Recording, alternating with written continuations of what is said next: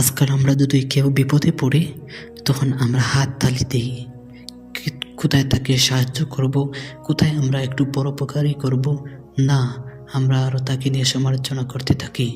প্রিয় দর্শক বিন্দু, আমরা আজকে একটি ঘটনা আলোচনা করব, তা থেকে জানতে পারা যাবে পরোপকারী মানুষরাই যে শ্রেষ্ঠ মানুষ। একবার হযরত আব্দুল্লাহ ইবনে আব্বাস রাদিয়াল্লাহু তাআলা আনহু মসজিদে নববীতে ইতিকাফরত ছিলেন। এই সময় এক ব্যক্তি এসে তাকে সালাম করলো ও তার কাছে বসে পড়ল। হযরত ইবনে আব্বাস তাকে বললেন, তোমার কি হয়েছে? তোমাকে তো খুবই চিন্তিত মনে হচ্ছে। আগন্তুক ব্যক্তি জবাব দিল, অমুকের কাছে ঋণগ্রস্ত আছি, অথচ তা পরিশোধ করতে পারছি না। ইবনে আব্বাস রাদিয়াল্লাহু তাআলা আনহু বললেন, আমি কি তোমার সম্পর্কে ওই ব্যক্তির সাথে কিছু আলোচনা করব, অর্থাৎ ঋণ পরিশোধে কিছু সময় বাড়িয়ে দেয়া বা অন্য কোনো সম্ভাব্য রেয়াত পাওয়ার জন্য? আগন্তুক বলল, যদি ভালো মনে করেন করতে পারেন।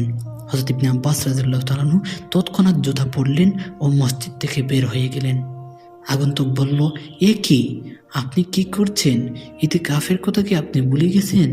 ইবনে আব্বাস রাদিয়াল্লাহু তাআলা আনহু বললেন, রাসূল সাল্লাল্লাহু আলাইহি সাল্লামের খবর দেখিয়ে অশ্রু সজল চোখে, না আমি সেটা বলিনি, তবে এই কবরে যিনি শুয়ে আছেন তাকে আমি বলতে শুনেছি যে ব্যক্তি তার ভাইয়ের উপকারের জন্য সচেষ্ট হবে এবং উপকার সাধন করবে, সে 10 বছর ধরে ইতিকাফকারীর চেয়েও মর্যাদাবান হবে।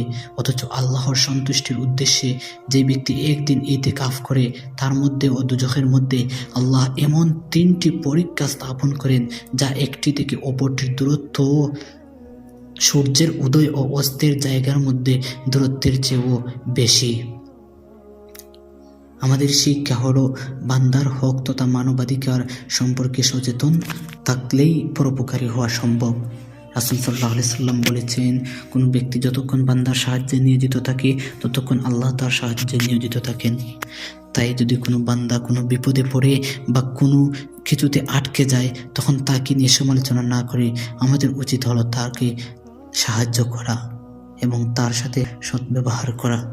তো আল্লাহ পাক আমাদেরকে তৌফিক দান করুন, আমিন। আসসালামু আলাইকুম।